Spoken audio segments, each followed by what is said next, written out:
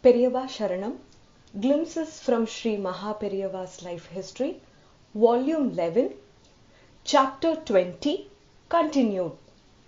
Year 1946, More Volunteer Work. Realizing the dire need for volunteers to help people who are seriously sick and on the deathbed, MahaPeriyava sent the following circular letter to all Mudradikaris. At the time of dying, a person's good or bad thoughts impact the next Janma life of the person. Listening to the Ishvara's name will help the person to attain moksha, liberation. In spite of numerous sins in one's life, a person gets purified by listening to Bhagavan's name in the last moments. The person also attains heavenly bliss. It is important to help people attain bliss in this manner. To all Mudradikaris, if there is anyone in the Agraharam or village homes on the deathbed, before the person loses consciousness, you must reach the person carrying the prasadam from the local temple and loudly recite the Ishvara or Vishnu Nama name 1008 times. After the recitation, you must give the temple prasadam. Likewise, you must give the temple prasadam to the village headman and make use of the headman to provide similar services to dying persons in other areas around the village. One of the important objectives of the Mudradikari arrangement is to provide this Bhagavad Shravanam service, listening to God's name, to a Hindu in his/her last moments.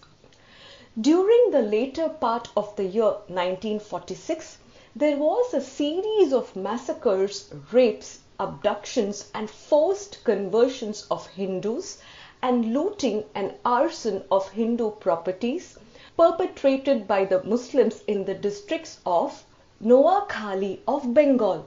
People of our nation got extremely worried with such news. To review this situation in person, Gandhiji himself visited Noakhali. At this time, MahaPeriyava issued the following circular clarification that explains how our religion permits the forcibly converted people and degraded women to rejoin the religion. People who are forcibly converted should not feel that they have lost their religion. Also, Hindu religion should not discard Hindu women who have been forcibly carried and violated. To redeem such people, Hindu Shastras have provided solutions by the way of prayachittam. We should collect the names of such women who preferred death over degradation and honor them by remembrance every day. Whether Hindu or Muslim, people who had helped and rescued others during the violent times deserve to be honored by the nation. Besides releasing this circular, MahaPeriyava also ordered his disciples to send money, blankets and clothes to the helpless people. The mutt also extended help. Year 1947. India's ancient culture. In January 1947, MahaPeriyava delivered a rare speech in Sri Matham on the subject of revival of our ancient culture and resolution of current crisis. He spoke at the annual celebrations of the Ayyuvayar Vedanta Pathashala. Excerpts from MahaPeriyava's speech. In ancient times, Indian arts and culture had attained great heights, reaching Egypt in the west and Java, now Indonesia, in the east. By realizing such greatness today, we can help the country to revive and regain the high status of arts. We can help to nurture the unity between our and those other countries.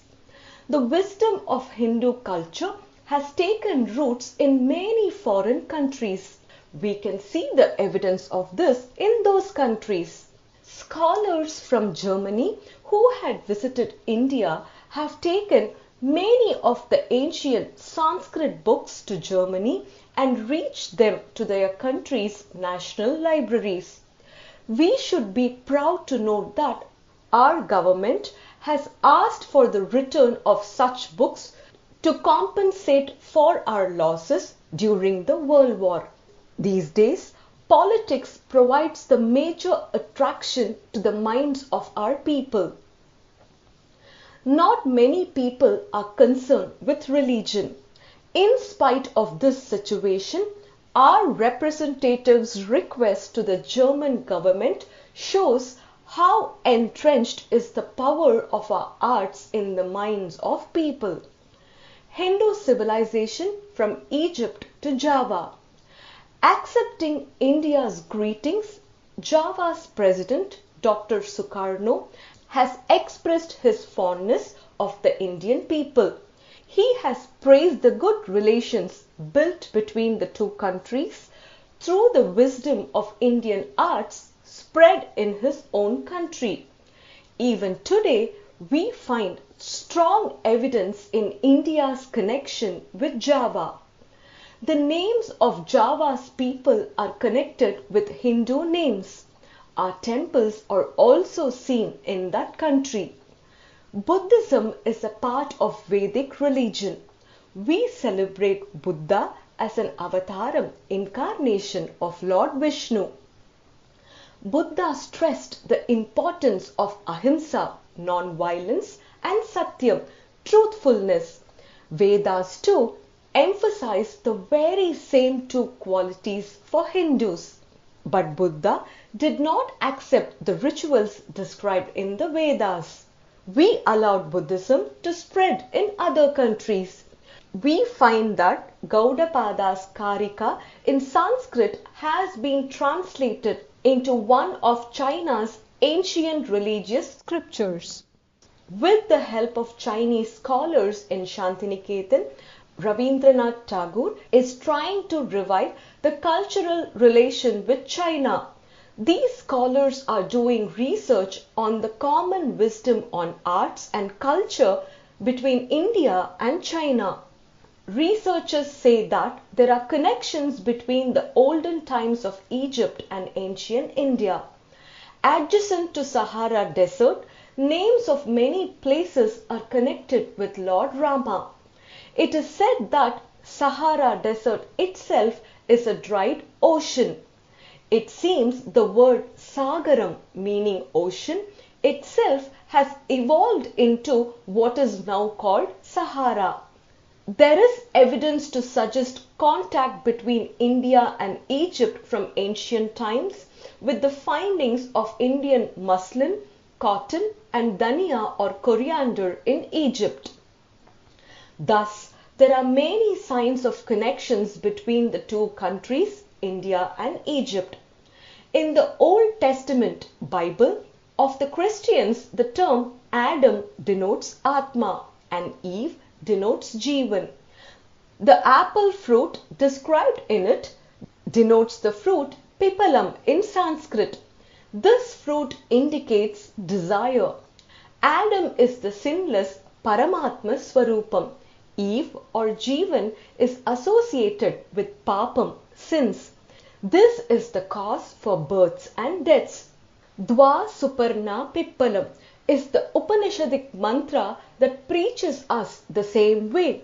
The Jews, Muslims, Arabs and the Christians agree to the Old Testament. It may be said that it contains stories and preachings based on Hindu Shastras. To be continued, Periyava Sharanam.